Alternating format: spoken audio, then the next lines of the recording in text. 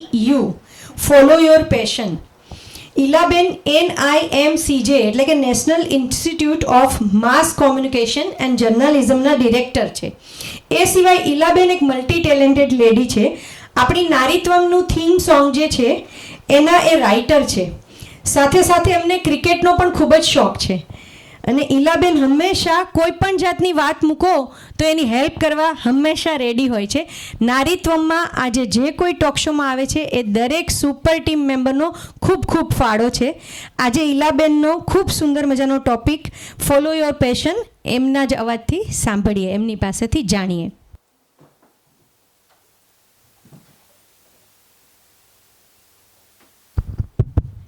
Thank you શીતલબેન. નારીત્વમ નામ પોતે જ બતાવે છે કે નારી માટેનું જે પ્લેટફોર્મ છે એ છેલ્લા 3-4 વર્ષથી જે કામ કરી રહ્યા છે શીતલબેન અને પરેશભાઈ, એ પ્લેટફોર્મને બહુ જ સિન્સિયરલી આગળ ધપાવી રહ્યા છે. અને એમાં આપણા અહીંયા હાજર છે બધા જ લોકોનો નાનો મોટો કંઈ ને કંઈ બહુ મહત્ત્વપૂર્ણ ફાળો છે. અને એ ફાળો આપણે હંમેશા આપતા રહીશું. તો આ નારીત્વમને જેમ માલતીબેને કહ્યું એમ આઝાદીના 100 વર્ષે કદાચ જે ઈચ્છે છે એ સ્તર પર લઈ જઈશું અને એમાં નારીનો ફાળો મહત્ત્વપૂર્ણ યોગદાન સાથે નોંધાય એવા પ્રયત્ન આપણે ચોક્કસ કરીશું. અને ત્યારે નારીત્વનું જે મહત્ત્વ છે કદાચ સાચા અર્થમાં સમજાશે. આપણે ટૉપિક જે વાત કરવા માટે લીધો છે એ BU મતલબ તમે જે છો એ જ પોતાની જાતને એવી જ રીતે સમાજ સામે પણ પ્રસ્તુત કરો અને તમે જેવા છો એનાથી વધારે સારું વર્ઝન તમે દિવસે ને દિવસે બનાવતા જાઓ એવી અપેક્ષા સાથેની અહીંયા હું વાત રજૂ કરવા જઈ રહી છું. જ્યારે પણ આપણે સામાન્ય ચર્ચા કરીએ કે તમારું રોલ મોડેલ કોણ છે, તમને કોના જેવું બનવું ગમે છે, ત્યારે મોટાભાગના લોકોનો જવાબ એવો હોય છે કે મને એક્સ એક્ટર કે એક્સ એક્ટ્રેસ ઓર કોઈ ક્રિકેટર કે કોઈ સ્પોર્ટ્સ પર્સન, નોર્મલ આન્સર્સ આવા હોય છે. પણ અહીંયા હું થોડી ડિફર થઈશ. હું એવું કહેવા માંગીશ કે તમે તમારી જાતને એ જગ્યા પર રાખીને કેમ નથી જોતા? તમે તમારા ફેવરેટ છો કે નહીં? બરાબર. તો અહીંયા વાત એ જ છે. અને એ જ વિષય વસ્તુને જો આપણે થોડું જસ્ટિસ આપીશું તો આપણા કોન્ફિડન્સ લેવલમાં, આપણી લાઈફસ્ટાઈલમાં, આપણા ક્વોલિટી લાઈફમાં બહુ જ મોટો આપણે ફરક લાવી શકીશું. આપણે બધા જાણીએ છીએ કે આપણા બધાની જે રૂટીન લાઈફ છે, સ્ટ્રેસ, ડિપ્રેશન, એન્ઝાયટી એવા બધા શબ્દોથી ભરેલી છે. અને એવા શબ્દોની સાથે સાથે એવા લક્ષણોથી પીડિત લોકો પણ એટલા જ બધા મળી આવે છે. કદાચ જો 100 લોકોમાં સામાન્ય ચર્ચા રેન્ડમ કરવામાં આવે, નોટ ફોર્મલી પણ ઇનફોર્મલ, તો એવી વસ્તુ દરેક અડધી એટલે 5મી વ્યક્તિએ 8મી વ્યક્તિએ જોવા મળશે. યાર આ વસ્તુનો મને બહુ સ્ટ્રેસ આવે છે, જો ને આમાં એટલું બધું ડિપ્રેસિવ થઈ જવાય છે ને કે વાત ન પૂછો. મને તો આ એક્ઝામ આવે છે ઓર વોટ એવર ધ કામ, એનાથી બહુ ફોબિયા છે. તો આ બધી વસ્તુ શું દર્શાવે છે? આપણું ડેઇલી રૂટીન એવી રીતે વણાયેલું છે કે આપણે આ બધી વસ્તુથી પીડિત થઈ ગયા છીએ અને આપણી રૂટીન જે લાઈફ છે એમાં વણાઈ જાય છે. સવાર પડે છે, દિવસ આપણો ઓફિસ કે ઘરના કામમાં જાય છે, રાત પડે છે, દિવસ પૂરો થઈ ગયો. તો આમાં ખરેખર આપણે જીવીએ છીએ ખરા? કદાચ જાતને જો પ્રશ્ન પૂછીએ તો એનો જવાબ હશે ના. જો તમે પ્રામાણિકતાથી જવાબ આપશો તો એનો જવાબ હશે ના. તો એ જીવવાનું આપણે ભૂલી ગયા. શું જીવવાનું ભૂલી ગયા? જે ગમતું હતું, મારે લાઈફમાં કંઈક કરવું હતું, મારે કંઈક અચીવ કરવું હતું, એ જીવવાનું ભૂલી ગયા. જે વસ્તુથી મને, જે ક્રિયાથી મને, જે એક્ટિવિટીથી મને ખુશી મળતી હતી ને એને આપણે સાઇડલાઇન કરી દીધી છે. એ જીવવાનું આપણે ભૂલી ગયા. તો એ કેવી રીતે શક્ય છે? તો એના માટે આપણે જાત સાથે જીવતા શીખવું પડશે. અને એને આપણે આપણી ઝેન્ઝીની ભાષામાં મી ટાઈમ કહીએ છીએ. It's my me time, right? કદાચ અત્યારની જનરેશન એવી રીતે કહેશે. આપણે કદાચ 50s 60s વાળા એમ કહીશું મારા માટે સમય જ નથી. પણ એ સમય પોતાની જાત માટે આપવાનો છે. તો એના માટે એક કવિએ સરસ કહ્યું છે, તું ખુદ કી ખોજ મેં નિકલ, તું કિસ લીએ ઉદાસ હૈ, તું ચલ તેરે વજૂદ કી સમય કો ભી તલાશ હૈ. બરાબર. જો તમારી જાત પર તમે ભરોસો રાખી અને જીવવાનું શરૂ કરશો તો તમારી બધી જ જવાબદારીઓની સાથે કદાચ તમને તમારી જાત જડી જશે. અને જો જાત જડી ગઈ, શોધી લીધી, તો જીવવાની મજા કંઈક અલગ જ આવશે. એક IIMAનો સર્વે છે જે એવું કહે છે કે વર્કિંગ વિમેન હોય કે હોમ મેકર હોય, એક સામાન્ય સ્ત્રીની અહીંયા ચર્ચા કરીએ છીએ. જો કે આ લાગુ તો બધાને જ પડે છે, પણ નારીત્વનું પ્લેટફોર્મ છે એટલે હું જાણી જોઈને નારી રિલેટેડ આંકડાઓ કે એને સ્પર્શતી વસ્તુઓને અહીંયા લાવવાનો પ્રયત્ન કરી રહી છું. અમદાવાદ IIMનો એક સર્વે એવું કહે છે કે એક સામાન્ય નારી ગૃહિણી અથવા જે વર્કિંગ વિમેન છે એનો જે એવરેજ હાઉસહોલ્ડ કામ માટેનો સમય છે એ 7.2 અવર્સ ડેઇલી એ એવા હાઉસહોલ્ડ કામ માટે આપે છે કે જે અનપેઇડ છે, જેની નોંધ નથી લેવાતી. બરાબર. અને એ જ વસ્તુ વિશેષ થઈને એડ થાય છે હોમ મેકરના અકાઉન્ટમાં, કારણ કે એને તો આખો દિવસ એ જ કરવાનું છે. દિવસના અંતે સાંભળવા શું મળે? તમે તો ઘરે ને ઘરે જ છો ને, તમે કરો છો શું? બરાબર. એટલે આપણે અહીંયા વર્કિંગ વિમેનની વાત કરીએ એક સિનારીઓ સમજવા માટે. તો 8 કલાક ઓફિસના, 1 કલાક તમે કમ્યુટ કરવાનો ઘણો આવતા જતા, 7 થી 8 કલાક IIMનો સર્વે કે છે એવી રીતે તમે હાઉસહોલ્ડ કામ માટે આપો છો. 8 કલાકની ઊંઘ જોઈએ, 8 તરીને 24 કલાકનો દિવસ પતી ગયો. તમે તમારા માટે વિચાર્યું કે નહીં? નહીં. કેમ? ઘરની જવાબદારી છે, સામાજિક જવાબદારી છે, બાળકો સાચવવાના છે, બધી જ વસ્તુ બરાબર. કેમ? કારણ કે નારી તો શું છે? નારીને સ્ત્રી તરીકેની ફરજ બધી જ નિભાવવાની છે. માતા છે, પત્ની છે, કદાચ પુત્રવધુ તરીકે જો જોઈન્ટ ફેમિલીમાં રહેતા હોય તો એ, ઘરમાં કોઈ પણ મેમ્બર સાજુ માંદું હોય તો એની નર્સ પણ છે, પતિ કમાવા જાય છે પણ ઘરની ફાઇનાન્સ મેનેજર તો સ્ત્રી જ છે. બરાબર. ઘરનું બજેટ ચલાવવાની જવાબદારી હોમ મિનિસ્ટર પણ સ્ત્રીની જ છે.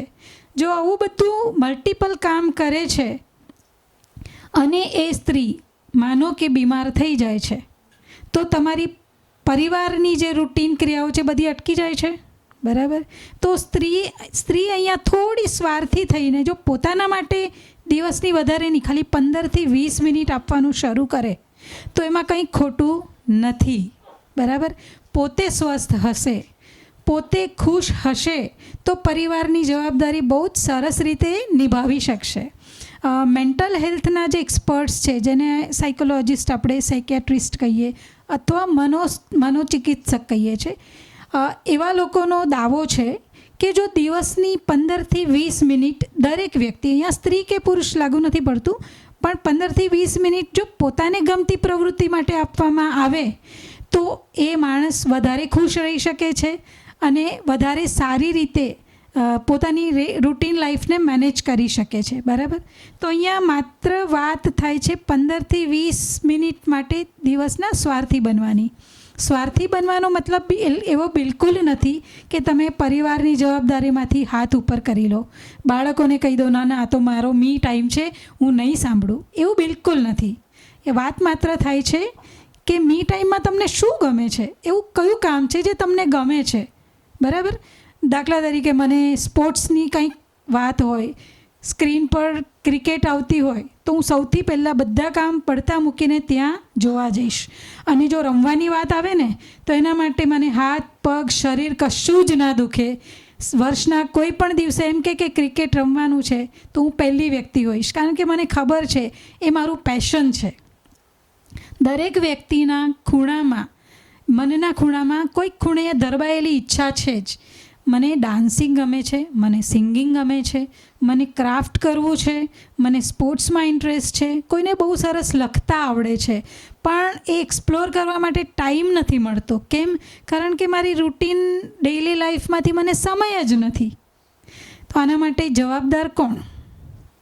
કદાચ વ્યક્તિ પોતે જ. બરાબર.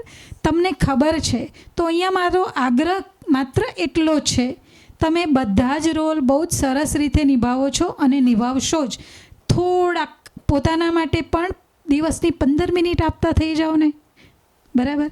આપણે ઘણા બધા પ્રિવિલેજ છીએ કે અત્યારની ફેમિલીઝ કે અહીંયા બેઠા છે બધા જ લોકો કદાચ એ રૂટીનને ફોલો કરે છે, પોતાના માટે થોડો સમય આપે છે. પણ આપણા દેશની મેજોરિટી પબ્લિક એવી છે, અને એમાંય મેજોરિટી સ્ત્રીઓ એવી છે જે પોતાના માટે જ્યારે વિચારવાનો સમય હોય ને તો એ પ્રાયોરિટી લિસ્ટમાં સૌથી છેલ્લે એનું નામ હોય. દિવસમાં જો મને 5 મિનિટ મળશે તો હું મારા માટે આ કરીશ. દિવસનો રૂટીન પતાવીને જો મને હાંસવાળી 5 મિનિટ મળશે તો હું શાંતિથી સોફા પર બેસીને ચા પીશ. જો મને શાંતિથી ટાઈમ મળશે અથવા ફલાણા મહિનામાં મને જો 2 દિવસ મળશે તો હું સોલો ટ્રીપ પર જઈશ. જો મને ટાઈમ મળશે તો હું 5 ગીત કેરીઓકે પર ગાઈશ. સાચું બોલો, આવી ઈચ્છા થાય છે કે નથી થતી? બરાબર. પણ આપણી પ્રાયોરિટીમાં આ વસ્તુ ક્યાં હોય છે? કદાચ છેલ્લે, અથવા ક્યારેય એ પ્રાયોરિટી બનતી જ નથી. તો અહીંયા મારો મુદ્દો માત્ર એટલો જ છે, આપણા વ્યક્તિત્વમાં એક વસ્તુ તો એવી છે જ, ભગવાને દરેકને એવી એક આવડત અથવા એવી સ્કિલ આપી જ છે જેના વિશે કદાચ એ અનએક્સપ્લોર્ડ છે, પણ એ વ્યક્તિને પોતાને નથી ખબર. પણ મને શું ગમે છે એટલું જો જડી જાય ને તો માણસને જીવતા આવડી જાય. આપણે એક્ઝામ્પલ લઈએ ડૉક્ટર નિમિત્ત ઓઝા. પ્રોફેશનલી એ ડૉક્ટર છે, યુરોલોજિસ્ટ છે, બહુ જાણીતા, પ્રેક્ટિસ પણ કરે છે. પણ આપણે વધારે સારી રીતે એમને ઓળખીએ છીએ કોલમિસ્ટ તરીકે. ન્યૂઝપેપરમાં એમના આર્ટિકલ્સ આવે છે, બહુ બધી બુક્સ લખી છે એમણે. તો એમને એમની જાતને કેવી રીતે શોધી ખબર છે? હમણાં થોડા દિવસ પહેલાં જ હું એમનો ઇન્ટરવ્યૂ સાંભળતી હતી ત્યારે એમને કહ્યું કે એમનું જ્યારે એમ્બિશન હતું ને, એક ઓલવેઝ ટોપર રહ્યા છે ભણવામાં, એમ કે બોર્ડમાં રેન્કર હતા, ઓલવેઝ 93%થી નીચે ક્યારે એમને સાંભળ્યું જ નથી કે એમનું રિઝલ્ટ આવ્યું હોય. તો એવા રેન્કર તરીકે એમને એમની કારકિર્દી બનાવી, MBBS કરી લીધું, પછી સુપર સર્જન બન્યા, પછી સુપર સ્પેશિયાલિટી તરફ એમને આગળ ધપાવ્યું. ત્યાં એમને જ્યારે યુરોલોજી ભણવું હતું ત્યારે એમને જે એક બ્રેક થ્રુ મળ્યું, બ્રેક થ્રુ એમની ભાષામાં, કારણ કે ત્યારે લેખક બની શક્યા. પણ એ બ્રેક થ્રુ એવું હતું કે એમને જે વિષયમાં જવું હતું એનું કંઈક રજિસ્ટ્રેશન નંબર લેવામાં તકલીફ થઈ રહી હતી, બિકોઝ ઓફ એની જે સરકારી આંટીઘૂંટી હોય એ હોસ્પિટલમાં જ્યાં કામ કરતા હતા ત્યાં એનું રજિસ્ટ્રેશન વેલિડ નહોતું, વોટ એવર ધ રીઝન્સ. પણ એ 2 મહિના એ દરમિયાન એ ઘરે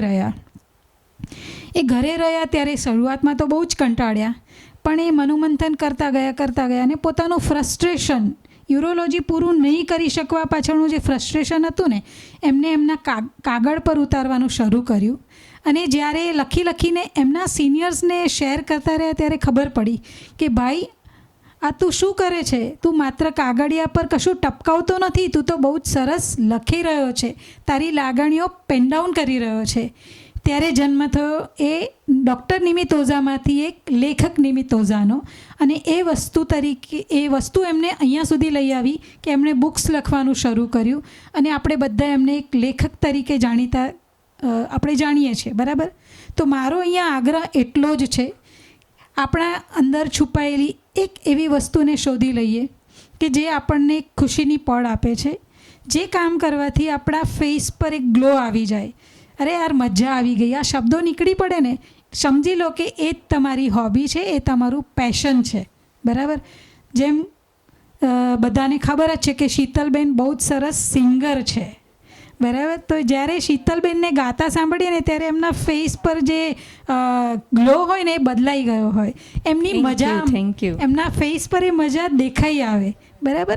સેમ વસ્તુ મને લખવું ગમે છે, તો જે દિવસે મારા હાથે એક પોયમ લખાઈ હોય કે એક આર્ટિકલ લખાયો હોય ને, એ દિવસે મારો મૂડ એટલો સરસ હોય ને, ઘરમાં ને બધાને ખબર પડે આજે કંઈક મજાનું કામ એ કરીને આવી છે. બરાબર. તો દરેક વ્યક્તિ સાથે આ જોડાયેલી મેટર છે. આપણે એ પેશન શોધી લઈએ અને આપણે એ રીતે જો ખુશ રહીશું ને તો આપણો પરિવાર ખુશ રહેશે. અને હું એમ કહું છું કે એ પણ એક સામાજિક કાર્ય છે, સોશિયલ એક્ટિવિટી છે. પોતે ખુશ રહીએ અને સોશિયલ એક્ટિવિટી કેવી રીતે? સમાજને ખુશ કરવા જઈએ કે સમાજની સેવા કરવા જઈએ ને, પહેલાં ઘરની સેવા કરવી જરૂરી છે ને પહેલાં પોતાની સેવા કરવી બહુ જરૂરી છે.